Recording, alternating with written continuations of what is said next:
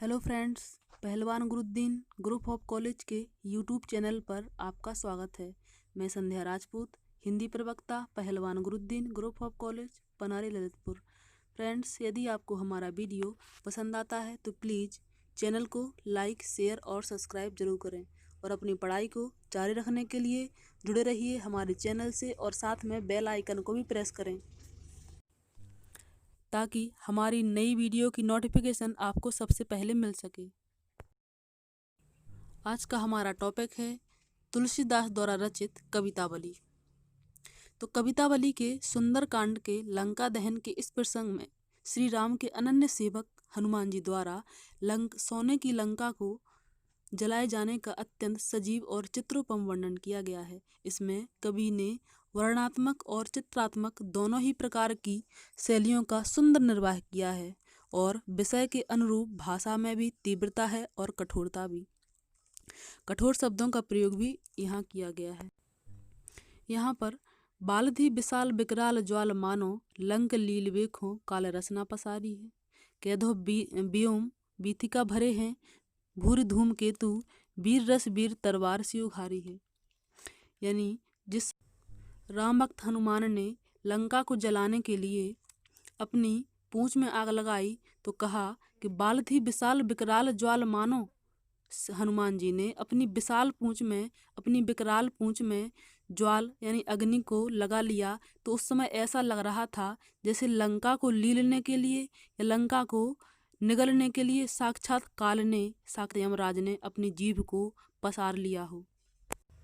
कवि कहता है और ऐसा भी लगता है, उस दृश्य को देखकर ऐसा भी लगता है जैसे आकाश में बहुत तारे भर आए हों, क्योंकि पूरी लंका में जब अग्नि ही अग्नि व्याप्त हो गई थी तो संपूर्ण लंका की अग्नि को देखकर ऐसा लग रहा था जैसे आकाश में तारे भरे हुए हों।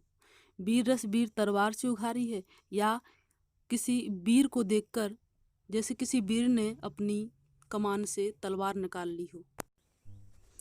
तुलसी सुरेश चाप कैधो दामनी कलाप कैधो चली मेरू में ते कृसान सर भारी है। देख जातु धान अकुलानी कहें कानन औजार्य अब नगर प्रजारी है। तुलसी सुरेश चाप यानी ऐसा लग रहा था, तुलसीदास जी ने कहा कि जैसे इंद्रधनुष स्वयं बिजली चमका रहा हो, या उस दृश्य को देखकर ऐसा भी लग रहा है जैसे सुमेरु पर्वत अग्नि से परिपूर्ण हो गया हो, इसीलिए यह चमक या यह अग्नि दिखाई दे रही है। देखे जातु धानी अकुलानी कहें, और सभी राक्षस और राक्षसियाँ बहुत ही व्याकुल होकर, बहुत ही अकुलाकर कहते हैं कानन उज्जारे अब नगर प्रजारी है। पहले तो इन्होंने, हनुमान जी ने कानन यानी जंगल को, हमारी वाटिका को, हमारे बगीचे को उजाड़ दिया, अब हमारे नगर को भी यह उजाड़ रहा है।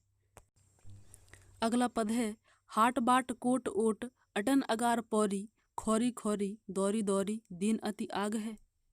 उस समय संपूर्ण बाजारों में, रास्तों में, कोठ और कोठियों में यानी किलों में, रास्तों में और अटारियों में, अगार में और पौर में, संपूर्ण जगह पर दौड़ दौड़कर हनुमान जी ने अपनी पूंछ से आग लगा दी, यानी संपूर्ण लंका को अग्नि से व्याप्त कर दिया।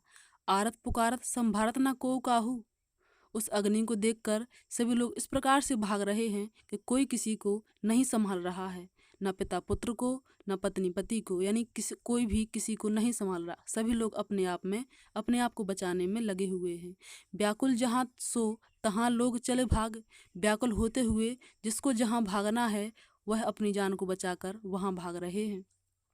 बालदी फिरावें बार बार झहरावे झरें, वो अपनी पूंछ को फिरा फिरा कर, घुमा घुमा कर हर जगह अग्नि को लगा रहे हैं।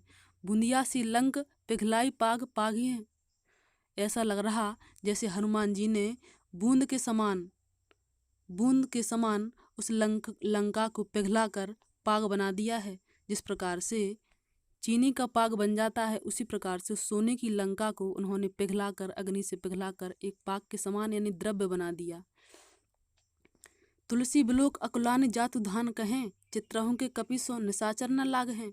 तुलसीदास जी कहते हैं कि उस जातु धान यानी और राक्षसियाँ और राक्षस बहुत ही व्याकुल होकर, बहुत ही दुखी होकर कहते हैं कि अरे चित्र के कपीसों, निशाचर न लाग हैं।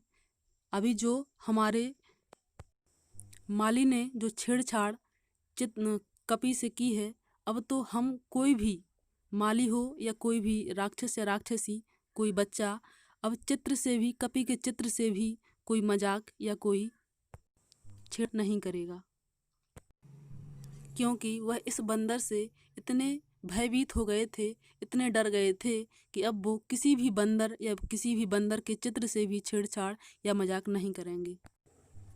फ्रेंड्स, अब तीसरे पद को देखते हैं।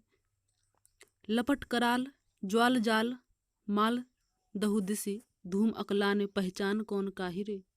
सभी लोग लपट में, उस अग्नि की लपट में, अग्नि की ज्वालाओं में सभी लोग इस प्रकार से चारों दिशाएं धुआं से व्याकुल हो गई थीं कि कोई भी किसी को नहीं पहचान रहा था। सभी लोग उस धुएं में इतने धूसिल हो गए थे, इतने धूमिल हो गए थे कि एक दूसरे को पहचानना भी बहुत मुश्किल हो रहा था। पानी को ललाट बिलखात जरे गात चात, सभी लोग पानी से भी बहुत व्याकुल हो रहे थे। किसी को पानी पीने के लिए नहीं मिल रहा था, सारा पानी सूख चुका था।